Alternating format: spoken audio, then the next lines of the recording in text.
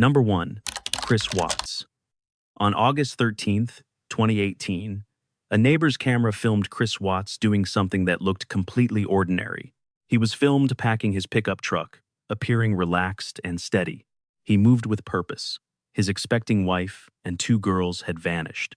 In 48 hours, everyone would know exactly what was hiding inside that truck. Was he family? That truck belonged to a man raised in Quiet Spring Lake, North Carolina, within a blue-collar home, and seemed unremarkable. Neighbors remember a well-mannered, quiet guy who avoided conflict and minded his own business. Was he really just a normal guy? After moving to Frederick, Colorado, he started working for Anadarko Petroleum.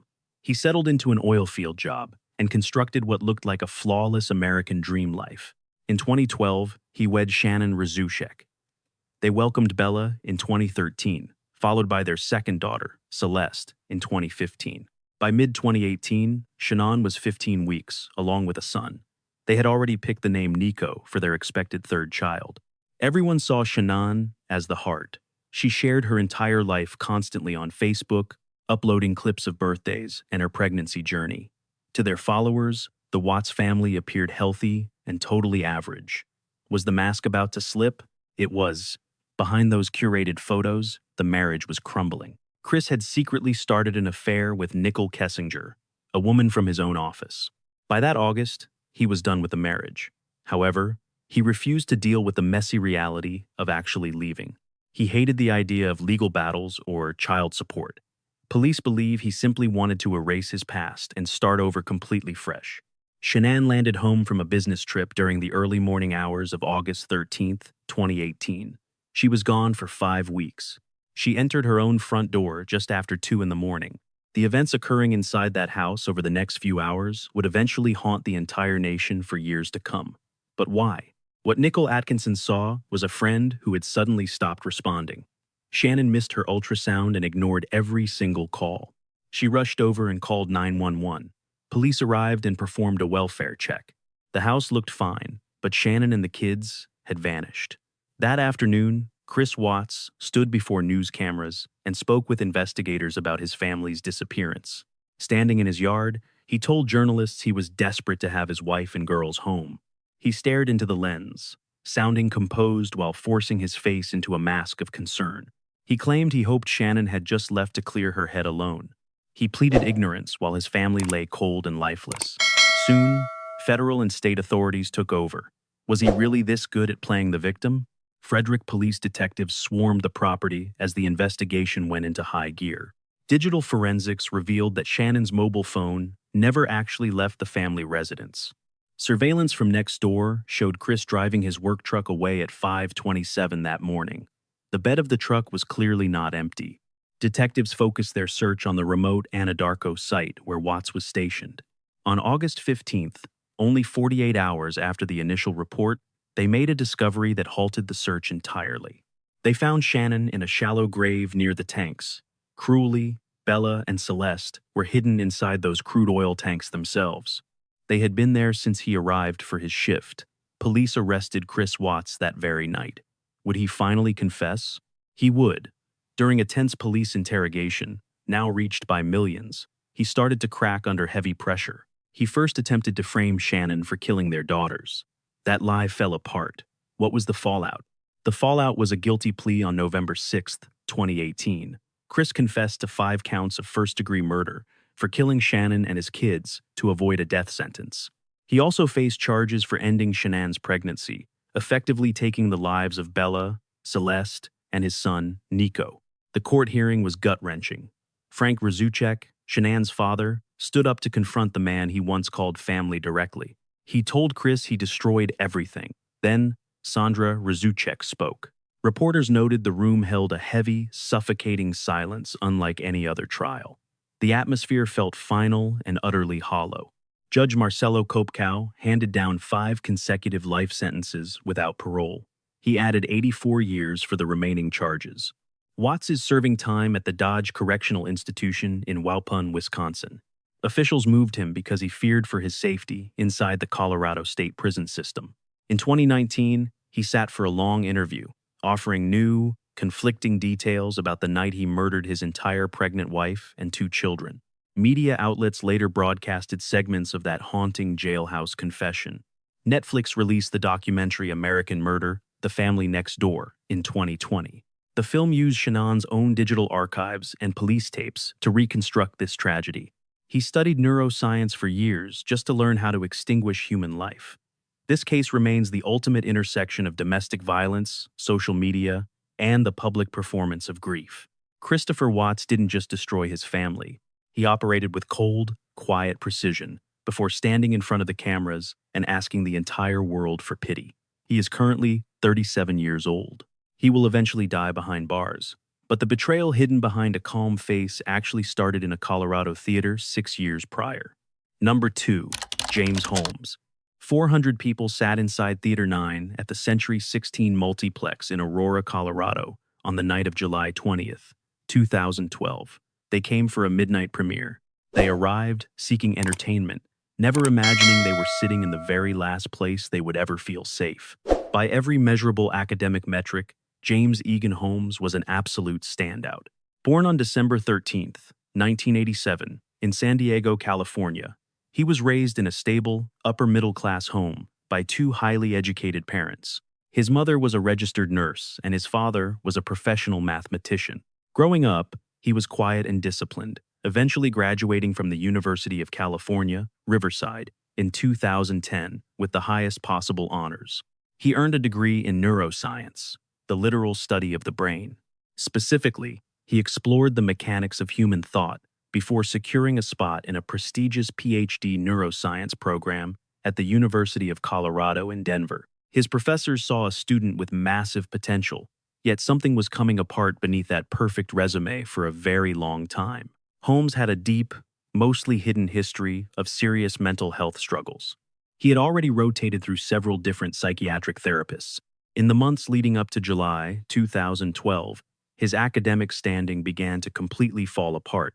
By June, he failed a critical oral examination and submitted the paperwork to quit the program, closing the door on his entire identity. What followed was not a sudden snap. It was a cold, calculated mission. Over several months, he funneled roughly $15,000 into legal firearms, thousands of rounds of ammo, and specialized tactical gear. He moved through every legal channel perfectly, never once setting off a single alarm or red flag. He turned his Aurora apartment into a lethal maze, rigging it with complex tripwires and incendiary devices. There was enough explosive material inside to level the entire building, according to later police reports. He booby-trapped the entrance to kill the first responders while he was already miles away at the theater. In the early hours of July 20th, 2012, the trap was finally set. Holmes showed up at the multiplex in full tactical gear, wearing a ballistic helmet, gas mask, throat protector, and body armor. He slipped in through an emergency exit he'd propped open, then flooded the crowded room with canisters of tear gas. He opened fire with a shotgun, a semi-automatic rifle, and a handgun on a crowd that initially thought the chaos was movie magic. 12 people were murdered. 70 more were wounded, marking one of the worst mass shootings in American history.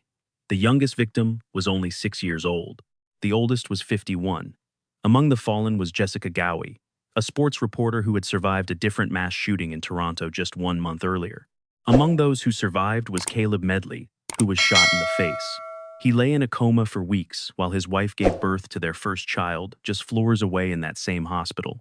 Police caught Holmes within minutes, finding him standing calmly by his car in the parking lot without a fight.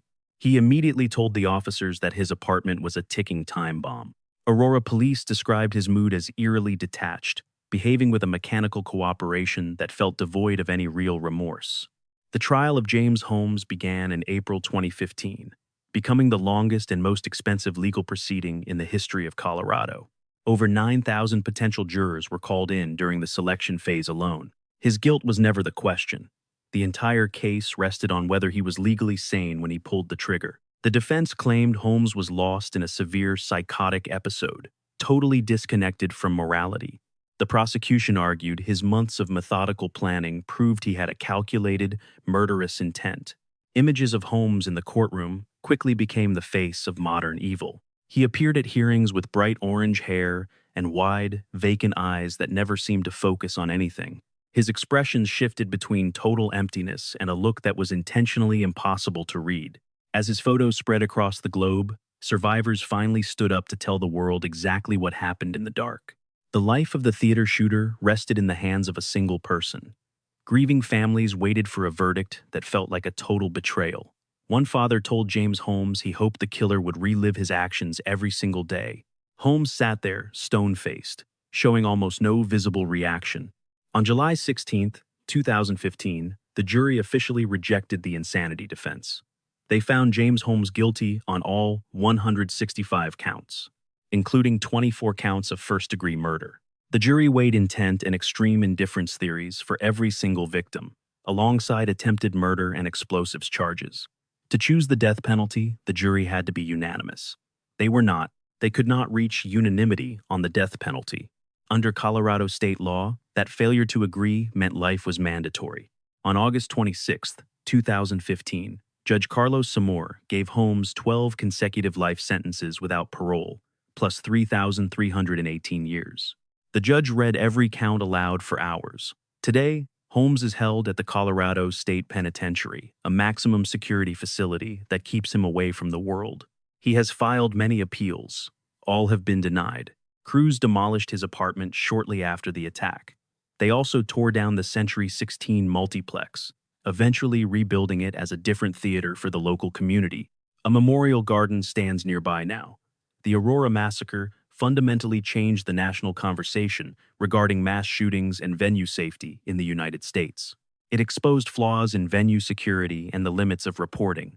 Every single weapon was legally obtained. Every permit was valid. Every background check was passed. 12 people went to a movie and never walked home. If you think calculated violence was unique to Colorado in 2012, the next case proves that no workplace was safe. Number 3. Nathan Dunlap. Most people just go home. They might complain to a friend or lose sleep, but they eventually move on. Nathan Dunlap didn't. He went back. Nathan James Dunlap was born November 17, 1973, in Aurora, Colorado. He grew up in a household defined by instability and constant personal turmoil. His childhood offered very little in the way of structure or consistent support for a young man. Those who knew him described him as restless, socially difficult, and often deeply frustrated. He couldn't keep relationships together and had trouble managing his temper. By the fall of 1993, he was 19 and drifting without direction. He was without direction when he found a job at a Chuck E. Cheese restaurant on East Hampton Avenue in Aurora. He needed a place to belong. It was an entry-level position that most people his age treat as a temporary paycheck. For Dunlap, it was something to hold on to, but he didn't hold it long. In December 1993, the restaurant fired him. Why? The restaurant never publicly detailed the exact circumstances surrounding his termination back then, but investigators later established that Dunlap did not let the firing go. He brooded. He planned. Sometime before closing, on December 14, 1993, he made a decision that would define every remaining year of his life. He was ready. The Chuck E. Cheese location on East Hampton Avenue closed to customers that evening, just like any other night. 5 employees stayed inside to clean and close registers. It was a routine closing. The youngest staff member was 17-year-old Sylvia Crowell. The others were Ben Grant, 19, Colleen O'Connor, 17, Margaret Coburg, 50, and Bobby Stevens, 20. Dunlap had been inside the restaurant earlier that evening as a customer, waiting. He hid inside the building as it closed. Once the staff was locked inside and the lights dimmed, he emerged with a handgun. What followed was methodical. He shot all 5 employees at close range. 4 of them, Ben Grant, Colleen O'Connor, Sylvia Crowell, and Margaret Coburg, died at the scene. Bobby Stevens survived by lying perfectly still and convincing Dunlap he was already dead. That choice to play dead and not breathe saved his life. Dunlap left with roughly $1,500 from the registers. He murdered 4 people for $1,500. He was 19 years old. He had just killed 4 people at a children's pizza parlor over a lost job. The investigation moved fast because Dunlap was so traceable. He was an ex-employee. Witnesses saw him earlier that night. Once Bobby Stevens could talk, he gave his account. Physical evidence from the scene connected back to Dunlap with a directness that left zero room for other suspects. Authorities arrested him, and charged him with 4 counts of first-degree murder, attempted murder, and aggravated robbery. The trial in 1994 drew significant local attention, though the media landscape back then meant it didn't reach the saturation of later mass shootings. He spent decades waiting for an execution that never happened. Prosecutors first built a clinical case, tracing his restaurant ambush. They used Stevens's testimony and forensics pulled from that blood-stained crime scene. The defense admitted he pulled the trigger, but begged for mercy regarding his history. The jury, however, remained almost entirely unconvinced. Dunlap was convicted on every count and sentenced to death in 1996. He moved to death row, beginning a 30-year stay as the central figure in Colorado's most explosive and politically charged debate over capital punishment. But this wasn't a closed chapter. It was the start of a legal odyssey that paralyzed the state.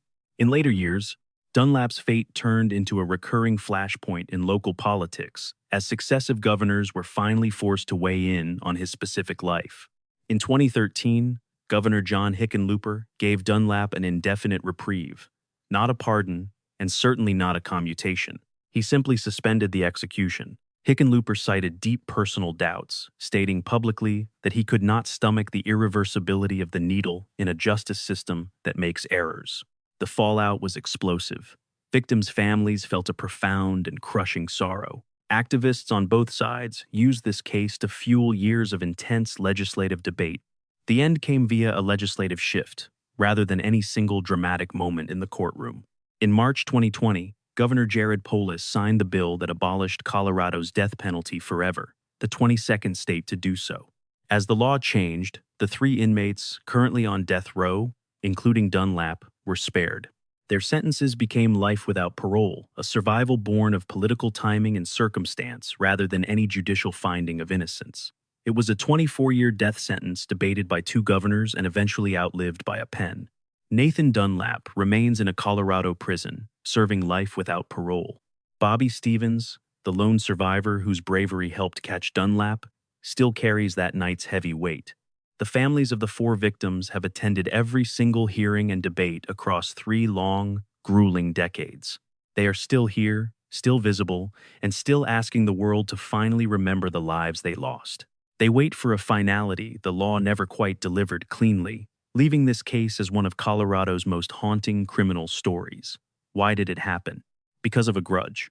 A simple dismissal ended 4 lives in a place designed for children's laughter. The motive was as small as it was deadly. If you think the line between ideology and violence is easy to spot before it is finally crossed, please think again. The next case proves that assumption entirely wrong. Number 4. Robert Deere. At 11:38 on Thanksgiving Day, 2015, a call hit the dispatch. The next 5 hours were absolute, pure terror. A Colorado Springs Planned Parenthood became the center of a standoff that left 3 dead, 9 wounded, and a city paralyzed with fear. Was the shooter a known threat? Robert Louis Deere Jr. was not a man who appeared on any radar as an imminent threat. In retrospect, that invisibility was exactly what made him so dangerous. Born in 1958, Deere lived a fragmented, itinerant life that left few clean records and even fewer reliable witnesses to his behavior. He moved frequently across several states: North Carolina, Georgia, and Colorado. He lived in rural cabins and remote properties, staying largely off the grid. He had a history of domestic disturbances and neighbor complaints, yet none ever culminated in any serious, final criminal charges.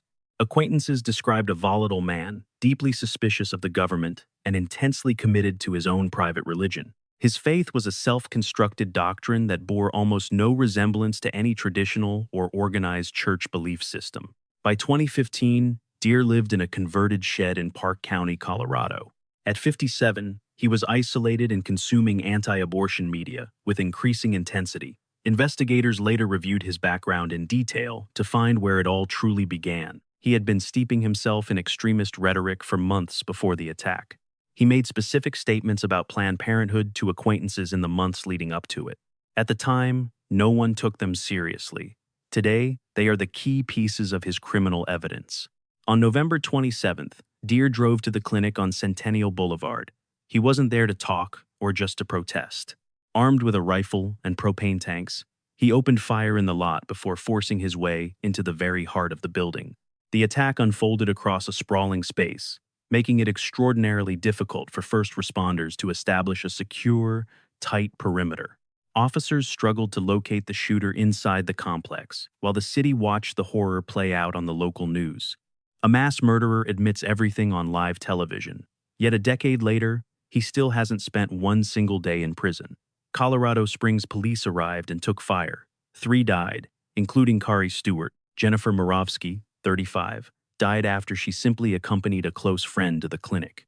And 44-year-old officer Garrett Sees rushed in to help.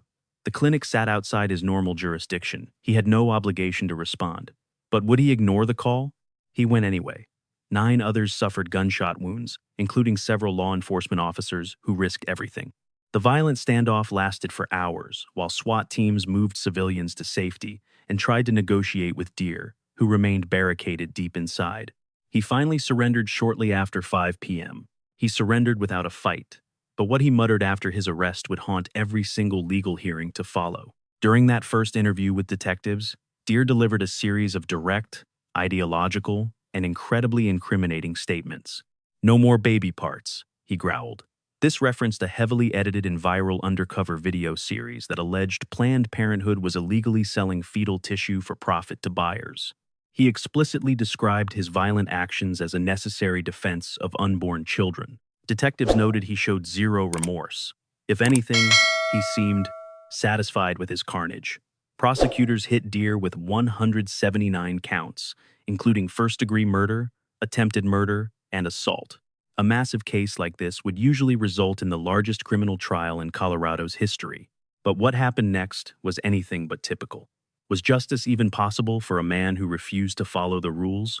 The answer arrived at his first court appearance when Deer completely lost all control. He stood up and declared himself a warrior for the babies, screaming over his lawyers and the judge until he was finally forced to be quiet and sit.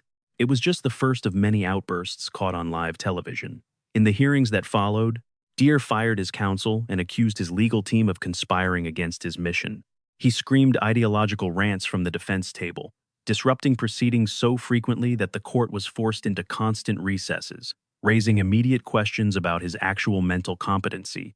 Multiple court-ordered psychiatric evaluations eventually reached the same conclusion. Deer was legally incompetent. This meant he could not understand the legal proceedings against him or help his own lawyers mount a proper defense during the trial. That specific ruling trapped the entire case in a frustrating legal holding pattern.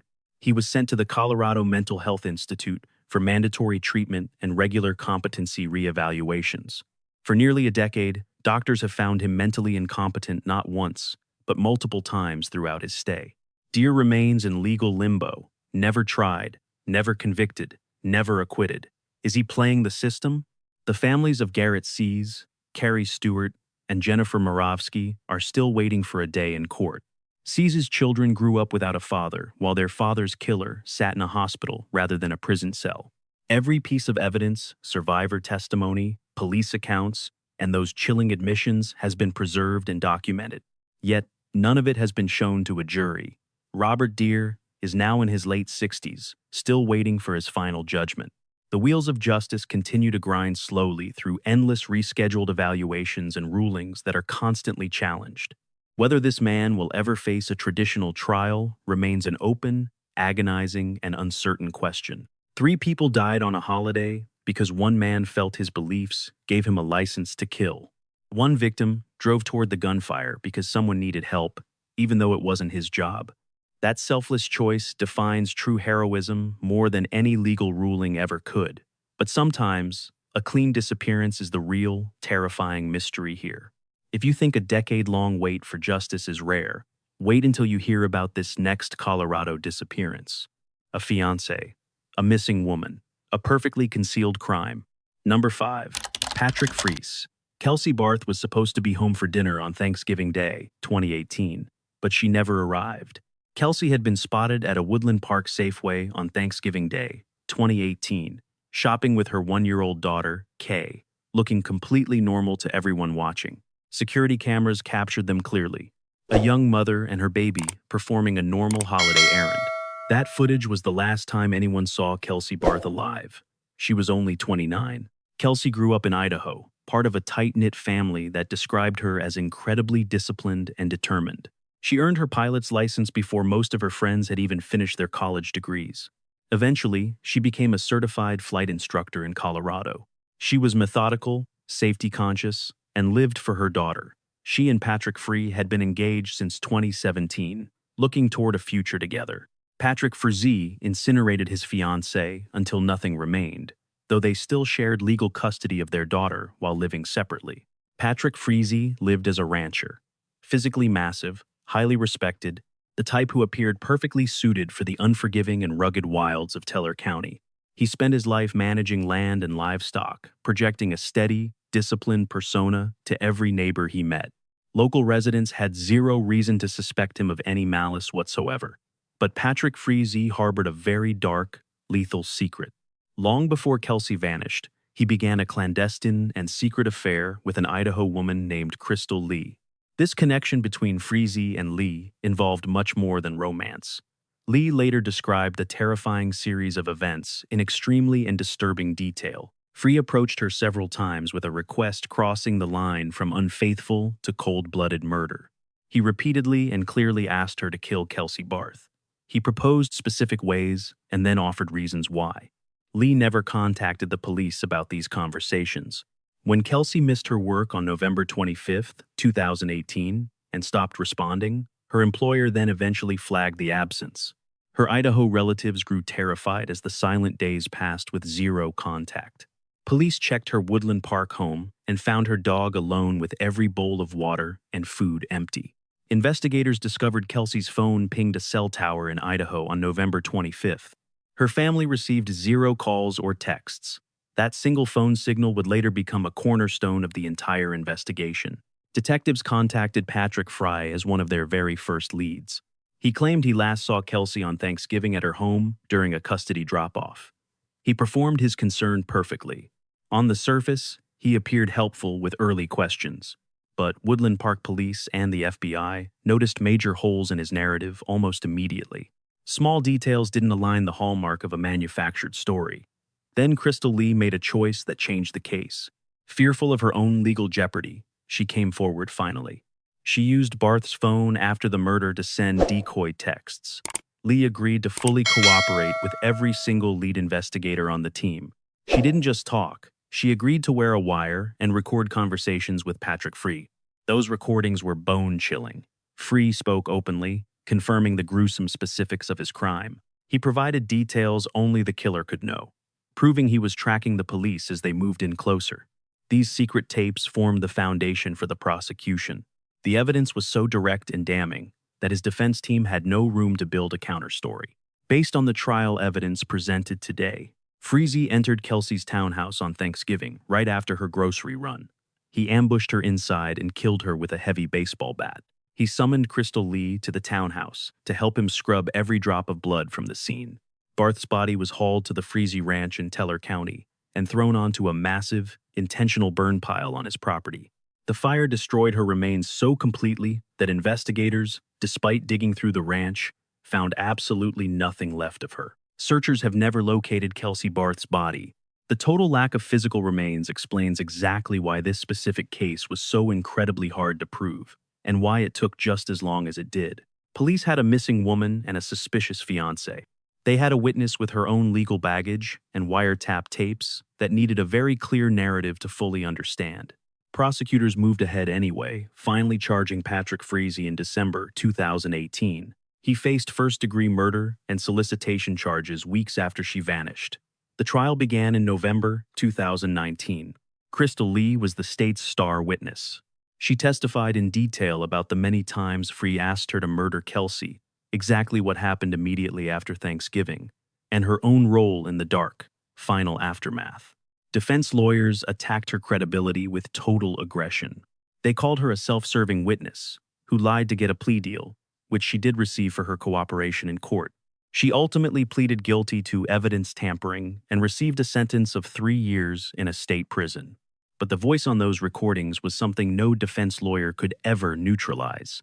The jury deliberated and found him guilty on all counts, including first-degree murder and 2 counts of solicitation to kill. Patrick Free is the only person alive who knows where Kelsey's remains are, and he is determined to let her rot in secret. On December 13th, 2019, Judge Scott Sells sentenced him to life. He was a statue at his sentencing. Since then, he has used his silence as a weapon, refusing to reveal where he hid the body of Kelsey Barth. Kay Barth, the daughter seen with Kelsey in that haunting final Safeway security footage, was taken in by her maternal grandparents back home in Idaho. She is being raised by them now. Free will spend his life in a Colorado prison, the only human being who knows where the remains of Kelsey Barth are hidden. He chooses to keep that to himself every single day. Meanwhile, the family of Kelsey Barth continues their desperate search for her. They have begged him publicly for the truth. He has offered nothing. He refuses to give them any information at all. Some crimes find closure with a verdict or sentence.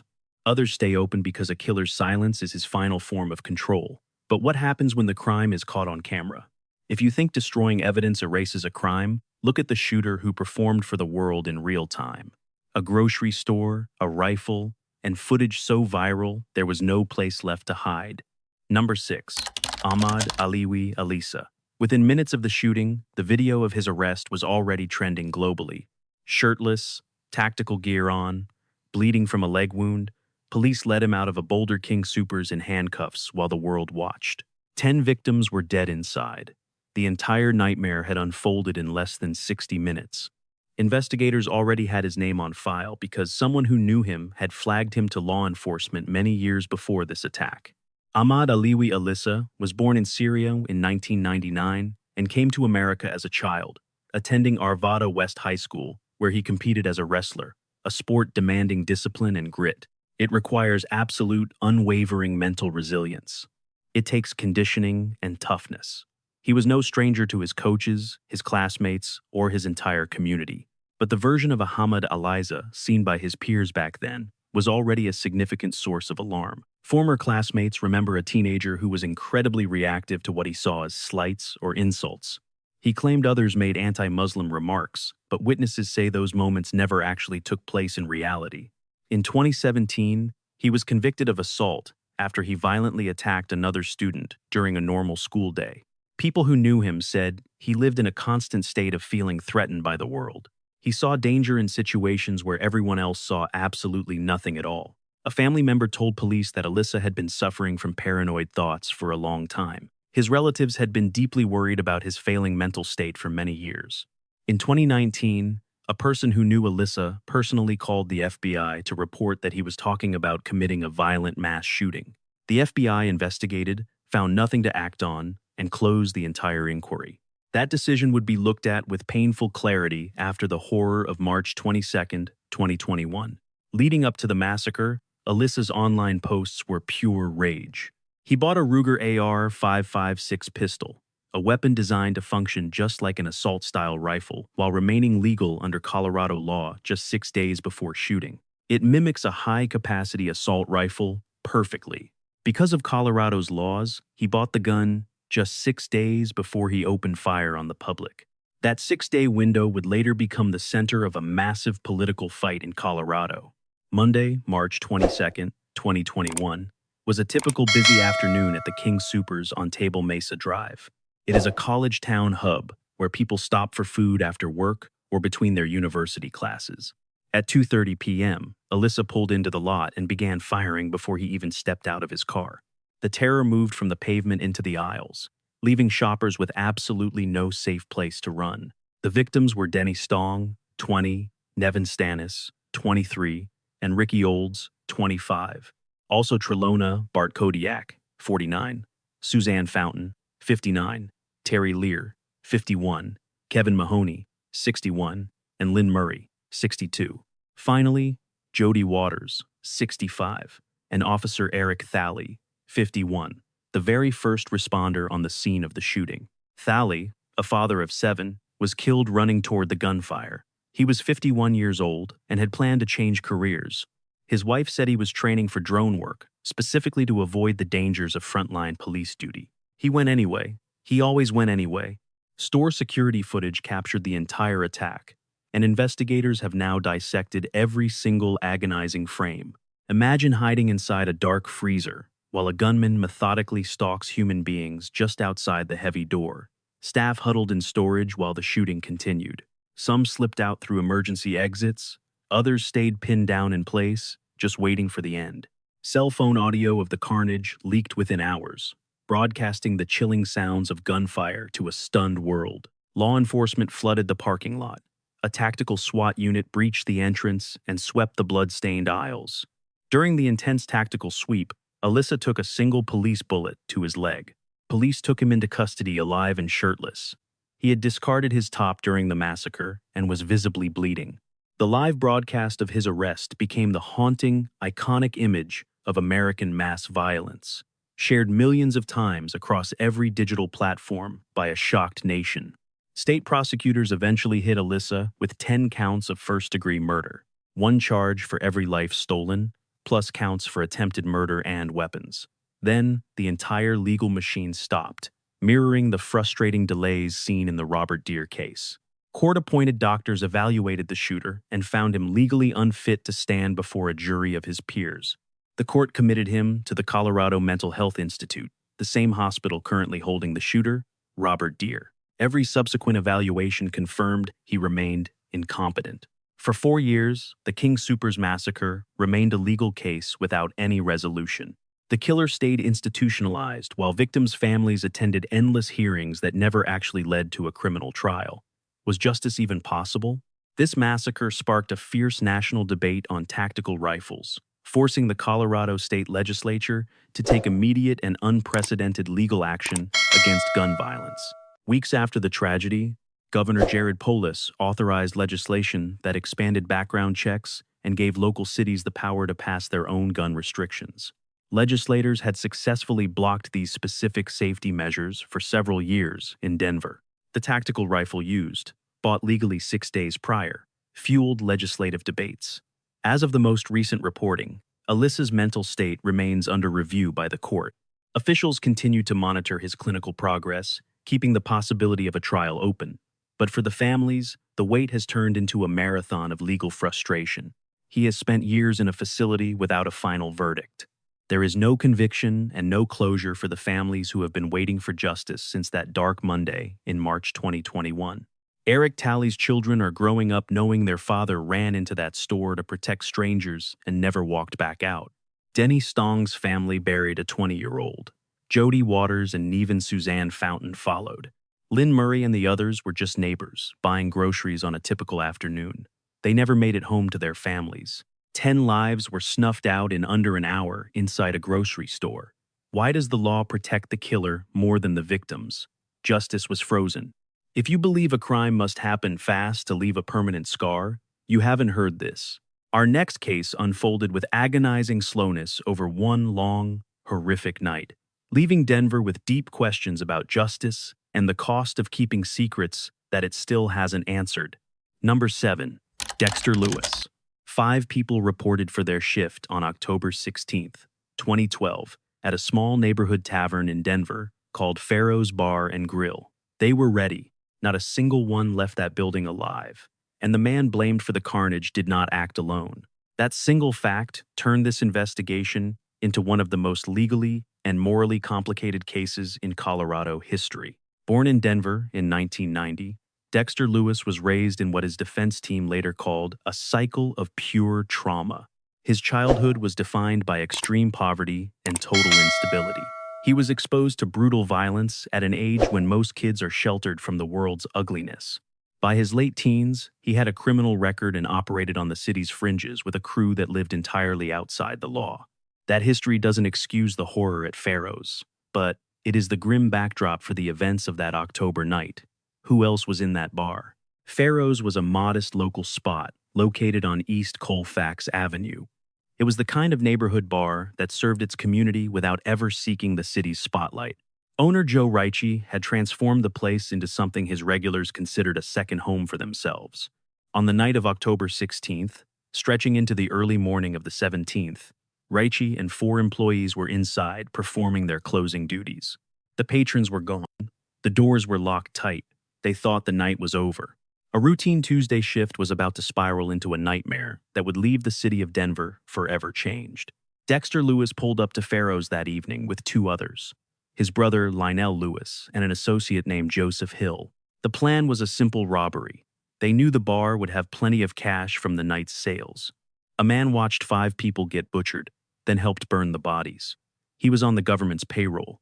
While the killer faced death, this man walked home. What happened inside that bar was a violent spiral into a nightmare that no one could have predicted. Dexter Lewis pulled a knife. This was not a robbery gone wrong in a sudden moment of panic. It was a brutal, prolonged assault that claimed 5 lives inside those walls. Joe Ricci, the owner, Kellen Fallon, 44, Teresa Beasley, 45, Ross Richter, 29, and Daria Pohl, 21.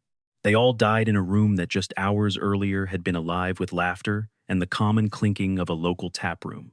To hide the carnage, they set the building ablaze with the victims still inside. Prosecutors called it a cold attempt to erase the evidence, but the fire did not destroy enough. This is where the story of Dexter Lewis veers into territory unlike any other case in the history of Colorado. One man standing inside Farrow's Bar and Grill that night, Joseph Hill. Hill didn't just play along. He was a paid federal informant for the Bureau of Alcohol, Tobacco, Firearms, and Explosives. He had been on the government payroll for quite some time. He was a mole in Dexter Lewis's circle, reporting every criminal move back to his federal handlers. Hill reported the massacre to the ATF within hours, yet he never faced a single charge. That bombshell revelation rocked the courtroom and the entire city. How could a participant walk away? Authorities argued the decision was a tactical necessity involving the complex ethics of using confidential informants, his value as a witness, and the specific legal bars required to prove criminal intent. Defense teams countered that a man present for 5 murders who helped burn the evidence was shielded by his badge. The debate over Hill's immunity became just as massive as the trial itself. Was justice being sold for information? The law came for both Dexter and his brother, Lionel Lewis. Lionel eventually took a plea deal. That left Dexter to face the full weight of the law alone. The Denver district attorney prepared a case that was historic in its ambition and its demand for retribution. They sought the death penalty, making Lewis the first person in Denver in over 10 years to face execution. The jury search alone proved how high the stakes really were. Nearly 600 citizens were called before 12 could be picked, one of the largest pools in state history. The trial began in 2015. The state presented charred evidence and forensic maps of how each victim fell. They called witnesses who tied Lewis directly to the blade and the fire. But the informant's presence loomed over every testimony. It was a dark, documented reality no one could ignore. The informant's presence cast a heavy shadow over every word spoken. It was an uncomfortable truth that the system had to confront head-on. Lewis's lawyers presented massive mitigation evidence. They dug into his childhood and the environment that forged him long before he set foot in Farrow's. They insisted that even for a crime this monstrous, death was not the answer. For days, the jury agonized over the balance between the horror of the crime and the man's history. Ultimately, the jury could not reach a unanimous verdict on the execution. By law, that deadlock meant the death penalty was gone. Dexter Lewis received 5 life sentences without the possibility of parole. Lionel Lewis received a significantly lighter sentence for his cooperation. What about Joseph Hill, the man the government paid to be inside the building that night? He walked away without serving a single day in prison for the Farrow's massacre. The bar itself was gone. The gutted shell on East Colfax stood as a blackened monument until the city finally tore it down. The victims' families watched a legal machine deliver a verdict that left the biggest question of all completely unanswered. How could a federally protected witness stand by during a mass killing and walk away without a single charge? Today, Dexter Lewis is simply a number in a Colorado prison cell. He was only 22 years old when he entered Farrow's on that night in October 2012. Now, every year is spent in a cage. The 5 people he slaughtered remain frozen at the exact age they were on that Tuesday night, young, middle-aged, and old. They were just workers doing their jobs. They were gone before the smoke even cleared. Justice was served, but it carries a stain that no one in Denver's legal world can ever truly scrub away. 3 years after Suzanne Morphew vanished, her remains finally revealed a chemical secret no one expected.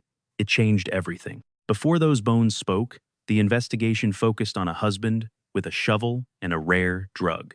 This case nearly broke the Colorado legal system. Number 8, Suzanne Morphew. On Mother's Day, May 10th, 2020, a woman went for a bike ride in Chaffee County and never came home. It triggered a 5-year spiral of secrets and professional misconduct. The legal chaos and scientific breakthroughs continue today. Suzanne Morphew was 49 when the world last saw her. She grew up in Indiana, marrying high school sweetheart Barry. Together, they raised 2 daughters and built a life. They eventually moved to Colorado, buying an expansive, high-end property. Their secluded Maysville home sat right against the rugged wilderness of the Chaffee County mountains. It was a beautiful place. It looks idyllic in photos, but feels dangerously isolated when things go wrong. How did this stable life fall apart? The Morphew's life looked perfect. Barry owned a successful landscaping firm, while the couple stayed active in church. With their daughters grown, neighbors saw a stable, happy family. But appearances are often a very convincing lie. A future jury will decide what was rotting behind that polished facade. Was the bike ride just a cover? Searchers found her mountain bike and helmet abandoned near the house shortly after she disappeared. But Suzanne herself had vanished. Barry claimed he was miles away on an urgent landscaping job in Bennett when she went missing. That was his story, anyway. He rushed home immediately, becoming the magnetic center around which the entire police investigation would orbit. From day one, detectives scrutinized every single move Barry made. He tearfully begged for information on Facebook and wept for national news cameras. He was performing the role of a lifetime. He played the grieving husband perfectly, but the performance felt clinical. Police weren't buying it. They watched him closely. Local Chaffee County sheriffs agreed. Teaming with the FBI and the CBI, they began constructing a criminal case against him. Why did his story change? Digital footprints put him right near Maysville that morning, shattering his alibi of being hours away in Bennett. The data didn't lie. Detectives also discovered fresh signs of digging on the Morphew property. A witness spotted Barry's truck at the house precisely when Suzanne went missing. Police dissected his search history and every text. Then they looked at the deer. What did the animals reveal? Barry was a hunter who recently acquired a chemical cocktail called BAM. It was a very specific set of tools. It mixes butorphanol, azaparone, and midatomidine. This potent animal tranquilizer is used to sedate large elk or deer. You won't find it in a typical medicine cabinet. Unless you are in hunting circles, you wouldn't know this substance existed, let alone how to use it. Barry admitted using BAM for hunting. But was it just for deer? They suspected it wasn't just for game. In May 2021, 1 year after she vanished, they finally made their move. Police arrested Barry and charged him with first-degree murder. He also faced counts of tampering with evidence and influencing public servants. The trap was finally set. There was no body, no physical remains, and no official cause of death. How could they win this case? The state built a massive circumstantial case. Confident they had enough evidence for a conviction, they were dead wrong. The timing failed them in the most unexpected way. By April 2022, the prosecution completely fell apart. The defense didn't win this in court. The case died because of the prosecutor's actions outside of the courtroom. The Colorado Supreme Court disbarred DA Linda Stanley for egregious misconduct, which included the illegal withholding of evidence from the defense. Her loss of license was tied directly to her failure in the Morphew investigation. A judge dismissed the charges without prejudice. Barry was technically free, but for how long? Barry walked out of jail, free. Suzanne's family suffered through a year of legal theater, waiting for the public acknowledgement of the truth they already knew. They watched their primary suspect walk away on a technicality caused by a failing prosecutor. Was it really over? It wasn't, but it was the most shocking legal reversal Colorado had seen. Then, the mountains finally spoke. In September 2023, a hiker in Saguache County stumbled upon the truth. What did he find? A rare animal sedative used to drop big game was found inside the marrow of a woman's 3-year-old remains. Suzanne Morphew had finally been located, ending a 1,000-day search, but the ensuing forensic investigation would change everything. Detectives submitted specialized bone fragments for toxicological screening. This rare procedure can identify specific toxins within a skeleton even years after the heart stops beating. A 2024 autopsy report confirmed the presence of BAM within Suzanne Morphew's actual bone structure. This specific animal tranquilizer cocktail was the exact substance that Barry Morphew previously admitted to using when he sedated local mountain deer. The impact of this finding was instantaneous and seismic. Prosecutors re-indicted Barry Morphew in June 2025 for first-degree murder, felony murder, and evidence tampering. Police tracked him to Arizona and performed an arrest, after which his defense team immediately fought his bail. His lawyers began building a defense against a case now featuring physical remains and a clear toxicological path. Forensic evidence now provided a direct link between a sedative he personally handled and the body of the woman he publicly mourned. October 2026 is the current trial date, but the final verdict remains a total mystery. Here is the timeline. Suzanne Morphew vanished on Mother's Day after leaving home for a routine bike ride. 3 years later, her body surfaced in a shallow grave containing traces of a potent, rare deer sedative. The man she married in high school, the man who wept on camera and begged the public to find her, now faces trial. He sits behind bars, awaiting a trial that determines if he spends his remaining days in a cell. Chaffee County is defined by its breathtaking natural beauty, vast open skies, and quiet, rolling mountain meadows. People move to this landscape seeking peace and solitude, away from the chaos. And Suzanne Morphew loved it. She had built a life there, but somewhere in that vast landscape, in a grave she never intended to fill, she spent 3 long years waiting to be found. She is finally found, but her story is far from over. It is just entering its darkest chapter. If you think the most extraordinary Colorado cases always end with clear verdicts and perfect justice, prepare for a shock. Our next case follows a young woman already locked in handcuffs when the fatal shots were fired. The writer Hunter S. Thompson eventually decided this was an injustice the world simply could not be allowed to ignore. Number 9. Liesl Oman. She sat restrained in a patrol car as the murder took place. She could not have pulled the trigger, could not have fled, and could not have done anything other than sit exactly where she was. Under Colorado law, everything changed. A jury convicted her of first-degree murder, and a judge handed down life without parole. Before we explore how this was legally possible, we must be absolutely clear about one thing. This case belongs here not because Liesl Oman is a criminal in the typical sense of that word, but because what happened to her and the effort to fix it remains one of the most extraordinary intersections of law, injustice, and public outrage in Colorado's history. The controversy alone demands it be told. Liesl Oman was only 21 years old in November of 1997. Growing up in the Denver area, the 21-year-old was finally trying to leave a relationship and a social circle that had turned deadly. The man she was involved with was Matthias Janig, described by those who knew him as volatile, erratic, and deeply unstable. By November 12, 1997, she had already tried to cut ties with him. Oman had reportedly ended things with Janig and was just attempting to recover her personal belongings from an apartment they once shared. What was intended as a retrieval visit became something else entirely. We can reconstruct that afternoon through witness statements, police records, and sworn court testimony. Oman arrived with Janig and several others, but a violent confrontation erupted almost immediately. Reports show that members of her group, though not Oman herself, were involved in a break-in at the property. When Denver police arrived to investigate the disturbance, the entire situation escalated with terrifying speed.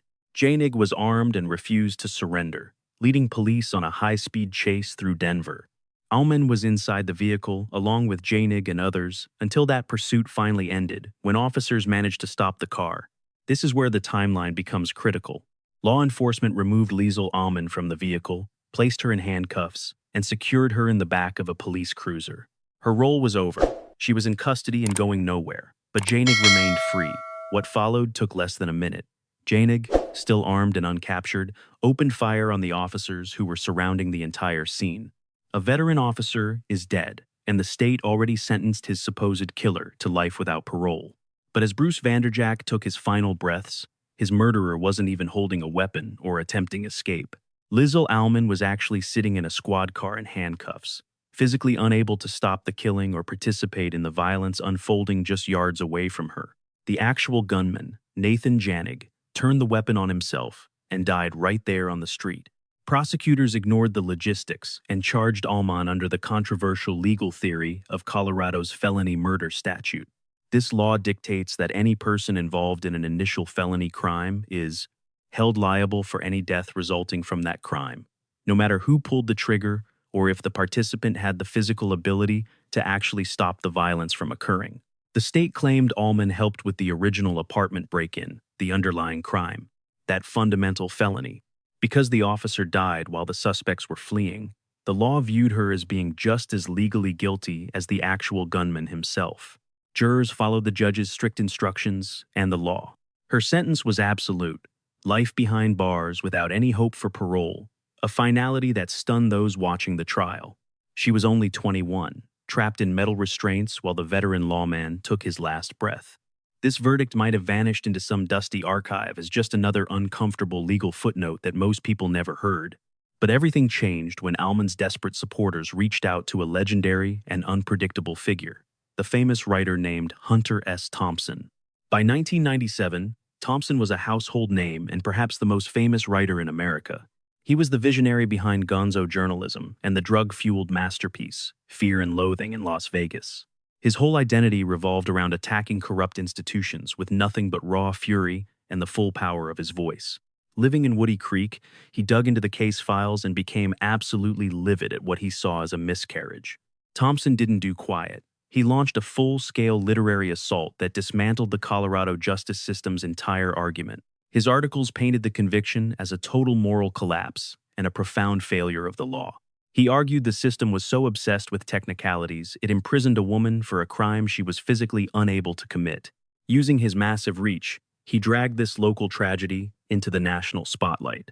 In 2001, he anchored a massive Denver rally that brought thousands of protesters to the streets, a genuine grassroots movement led by one of the most recognizable literary giants in American history. Cameras from every major national news outlet captured the growing outrage. Suddenly, Colorado lawmakers were forced into a public reckoning with a statute that many now viewed as being applied in error. Thompson's writing wasn't just observation.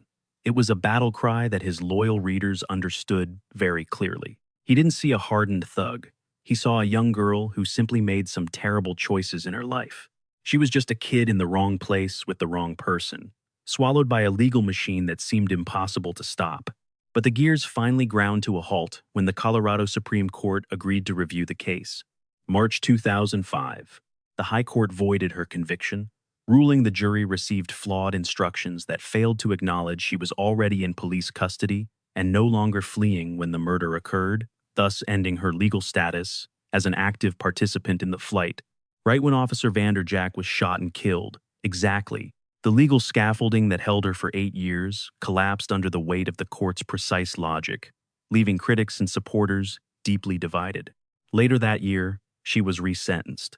She walked out of the courtroom, a free woman with credit for time served. Meanwhile, the family of Officer Vanderjack was left to pick up the pieces of a deeply fractured justice that offered them no clean or final resolution after all these long years. Bruce died in the line of duty because Nathan Janig chose to pull the trigger. Janig died right there. That left a handcuffed 21-year-old to face the music for a tragedy she had no power to stop, held accountable for a murder she couldn't have prevented even if she had tried to intervene. Sadly, Hunter S. Thompson passed away in February 2005, just weeks before the final ruling was actually issued. The man who fought hardest for her freedom never saw her free. Whether he knew a victory was coming remains a haunting question discussed by his inner circle and his colleagues even today. One thing is certain, without his noise and intervention, she would still be sitting in a prison cell. One rally and a few letters were the only things standing between a free woman and a life behind bars. Liesl Allman has lived outside prison walls since 2005, speaking on her ordeal only when absolutely necessary. But the felony murder law that put her there still exists in Colorado today. Legal experts debate its use, yet the tragedy remains. Bruce Vanderjack is gone, and Matus Janig is never coming back. Somewhere in that gap is a haunting question. Can a law be followed perfectly and still result in a total injustice?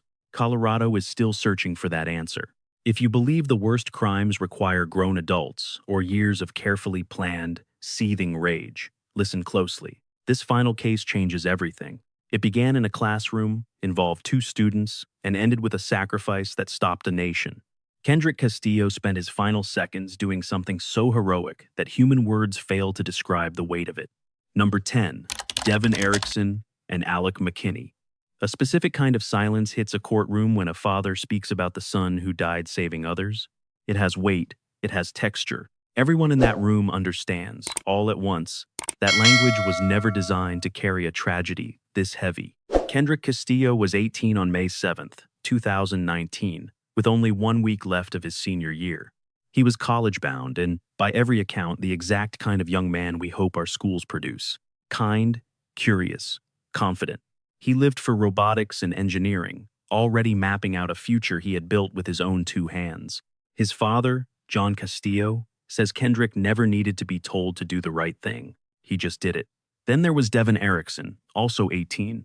Erickson walked the halls of STEM School Highlands Ranch as a troubled student who lived for the spotlight.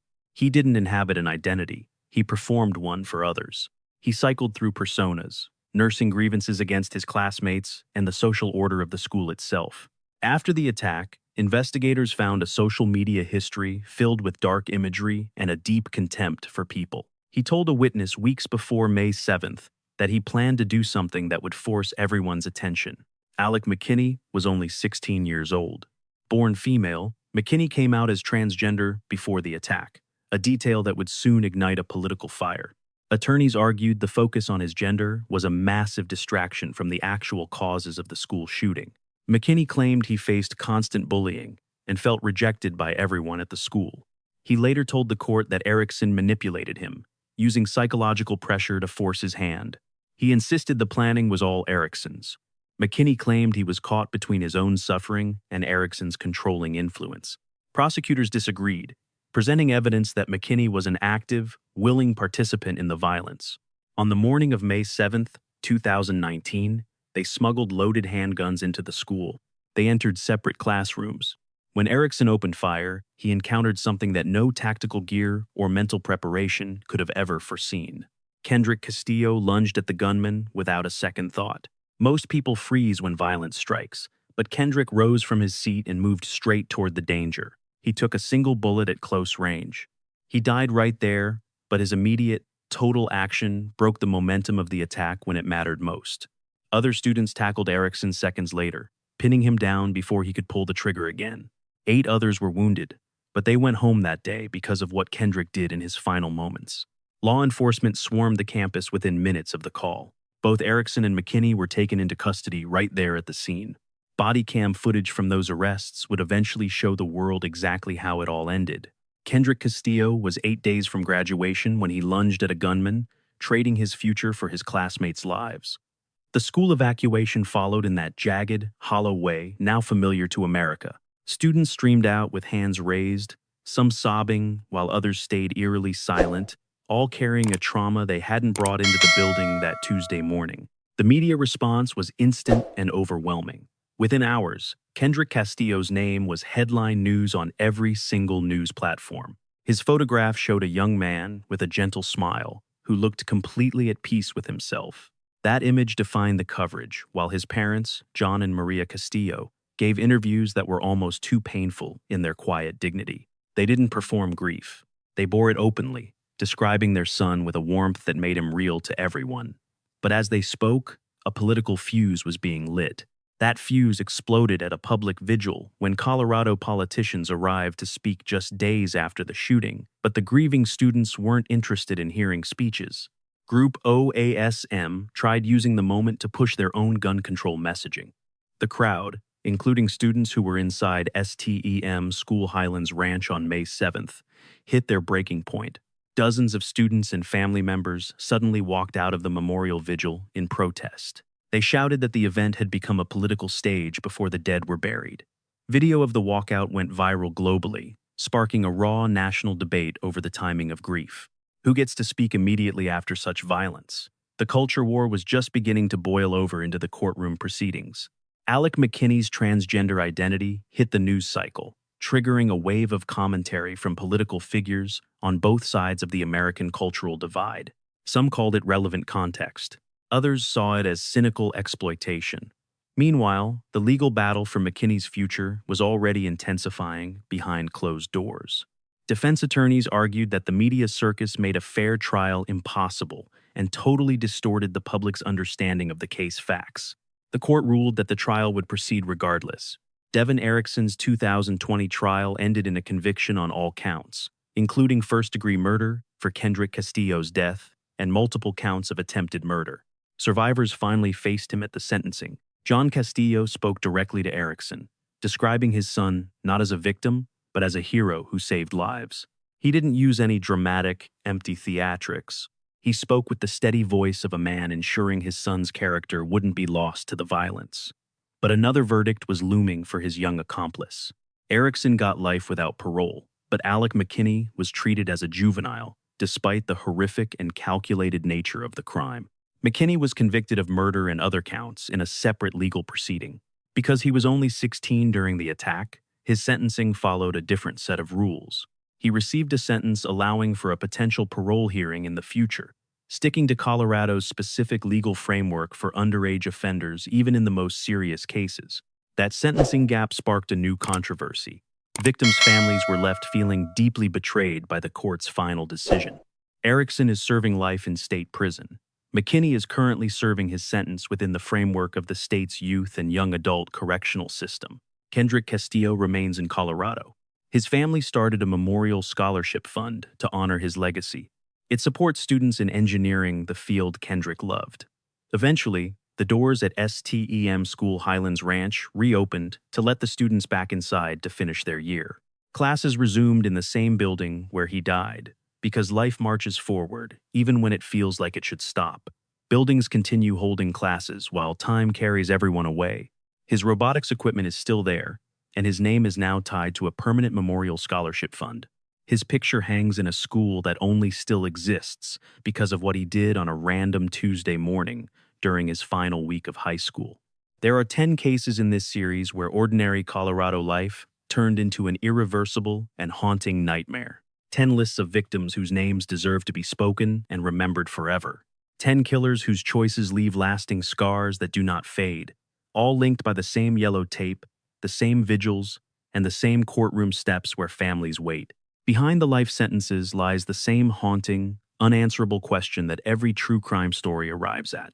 It isn't just about who did it, but about the weight of what we are forced to carry afterward. It isn't just about what happened, but what it costs and the heavy price we keep paying every single day. Can the systems we build ever truly hold the weight of this much human tragedy, or are we just rearranging the grief?